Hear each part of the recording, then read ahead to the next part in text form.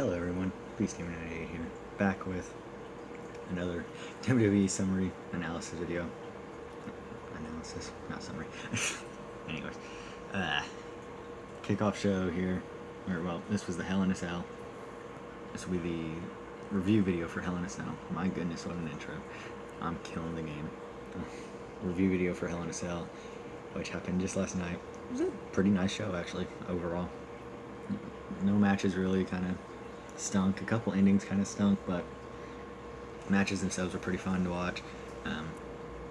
Kickoff show, Benjamin and Gable obviously won. Hype Bros, they need to figure something for them. Yeah, Benjamin and Gable won. That's pretty much all you can really say about it. I didn't even watch the match, so I don't know what happened. I just looked at YouTube, looked at the video on YouTube to make sure I knew who won, make sure it was them. Yeah, Benjamin and Gable won it. Then the show itself, if I remember correctly, yeah, the show itself, the main show, surprisingly enough, kicked off with the Usos versus the New Day in Hell in a Cell. And I got my prediction wrong. The Usos won. But holy crap, what a fun match to watch. New Day started off hot. It was Xavier Woods and Big E against Jimmy and Jay, obviously. There was one point where they had the Usos had Woods pinned in the corner and did their flying, like, kind of what Rikishi used to use as his finisher. Their dad used his move in the corner on Woods. Then in the same corner, Big E and Woods took some kendo sticks and pinned, I think it was Jimmy? Pretty sure it was Jimmy. They pinned him in the corner in like a little jail cell style thing. And then the Usos got some handcuffs. They cuffed Woods and they hung him on the turnbuckle and beat him with kendo sticks. And in the end, the Usos got a chair, put it on Woods, hit him with the double loose to win the match and become 5-time WWE Tag Team Champions. This was constantly said by the announcers as the last installment of their feud, so I'm guessing the New Day don't get an automatic rematch like they've been getting. So, I mean, sucks to see the feud end, but it needed to end sooner or later. So, we're better than now, I guess. It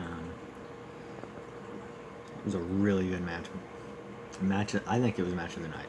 I'm just going to put that out there right now. I think the Usos and the New Day was match of the night, bar none. Then we had, what did we have next? We had Orton Rusev next, that's right, I do believe. Yeah, Orton Rusev was next. It was a pretty fun little match. Nothing spectacular, nothing too bad. It just kind of was in a bad place to try and follow the New Day and the Usos match.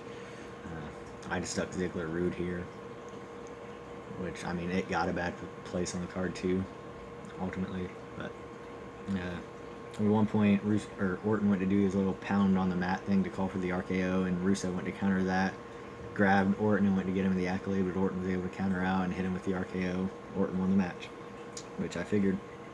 I actually did a lot worse at predicting on this card than I did the last time, which is amazing to me. After that, we had AJ Styles versus Baron Corbin versus Ty Dillinger, which my predictions video I put up before the kickoff show where Dillinger got himself into the match.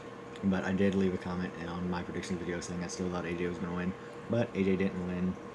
AJ hit Ty with a phenomenal forearm. Baron botched knocking AJ out of the ring for a moment, got him out of the ring finally, and pinned Ty to win.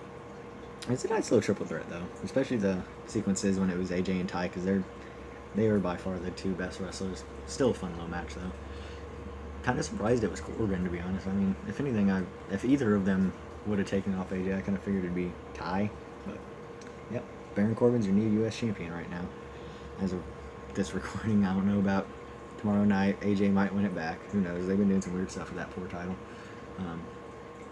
Just, like I said, nice little match. Nothing amazing, nothing boring. Crowd, by the way, I didn't say this at the beginning, but the crowd was into pretty much every match. They found a way to be into pretty much every match. That Detroit crowd was pretty good. They made it a lot more fun to watch. After the triple threat match, we had Natty versus Charlotte for the women's title, which I technically predicted right.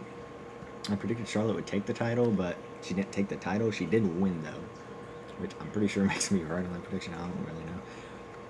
But yeah, Charlotte won via DQ. She was getting her knee attacked by Natalya the whole time, and then as soon as she got momentum going, Natalya beat her in the knee with a chair for a bit and walked out champion via disqualification. It was a short, sweet, and simple little match. Did what it needed to do. Charlotte hit a nice little moonsault. Told a nice little story there with the knee. They're two really good workers. Natty just needs better promo skills, really.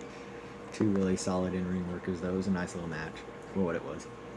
Again, the ending was the only kind of bummish part for it to me. Just because the DQ endings hardly ever are make things interesting. So yeah, that was a nice little match, though.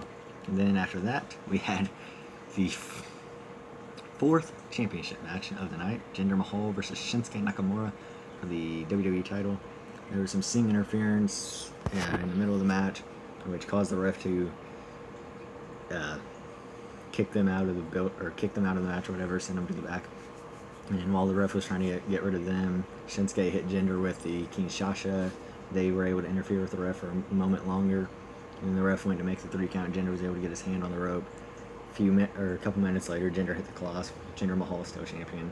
I don't know where in the world we go from here, trying to get that thing off Jinder, because I mean, he's not the most inspiring champion ever, really, is he? But oh well. Poor Shinsuke. I really thought it was his time. It was his turn. Someone needed to do something, take that thing off. It was, I mean, I've seen some people complaining about the match, but I liked it. It was a good enough match. It was definitely one of Jinder's best matches as champion. That's really not hard to do. I mean, look back at the Punjabi prison match. Oh boy. Yeah, decent little match. Jinder's still champion. Boo. Then, surprisingly enough, we had Rude versus Ziggler battle position here between the WWE Championship and the KO Shane match. The Detroit crowd was really into Ziggler. I don't know why, but you could audibly hear them chanting "Let's go Ziggler" more than you could hear them chanting Bobby Roode or anything like that. They got into the glorious thing, but other than that, they were all for Ziggler. Neither one of them hit any finishers or anything like that. They went into a little roll-up switching thing, and Bobby was able to pull the tights or hold the tights and roll up Ziggler for the win. Right afterwards, Ziggler popped up and hit Rude with a zigzag and walked away.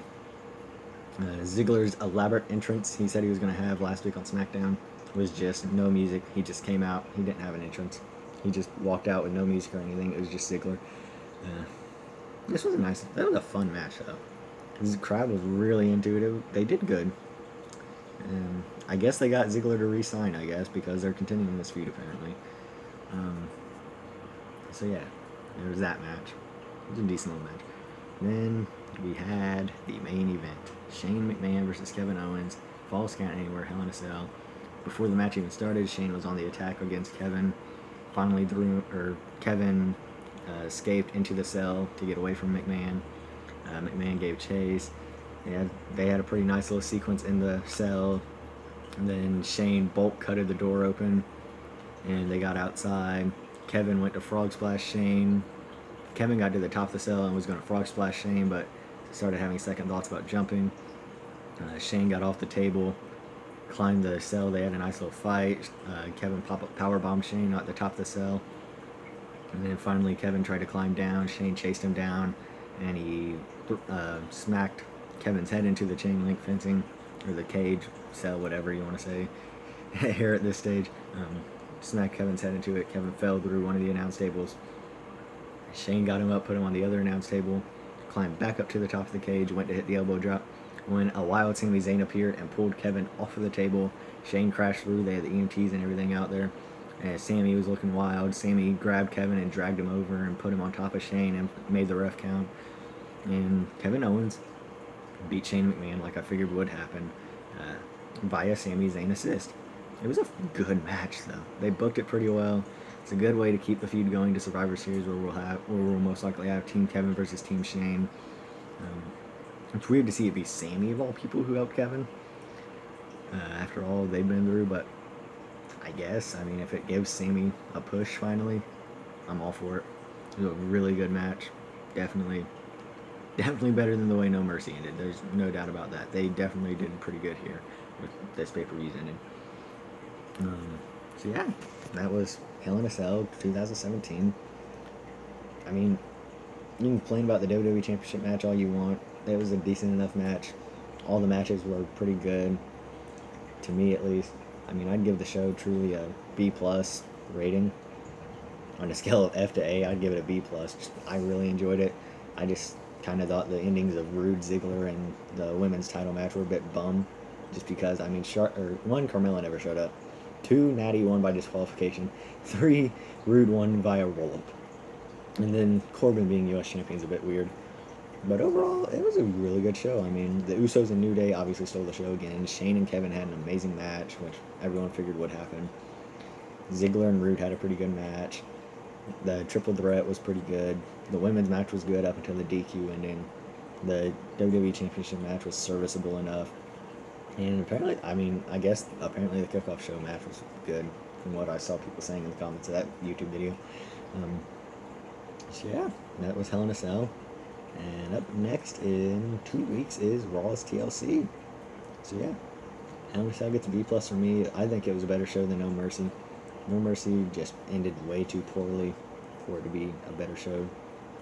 Hell in a Cell started hot and pretty much stayed hot the whole time. No Mercy started hot and then just floundered its way at the end.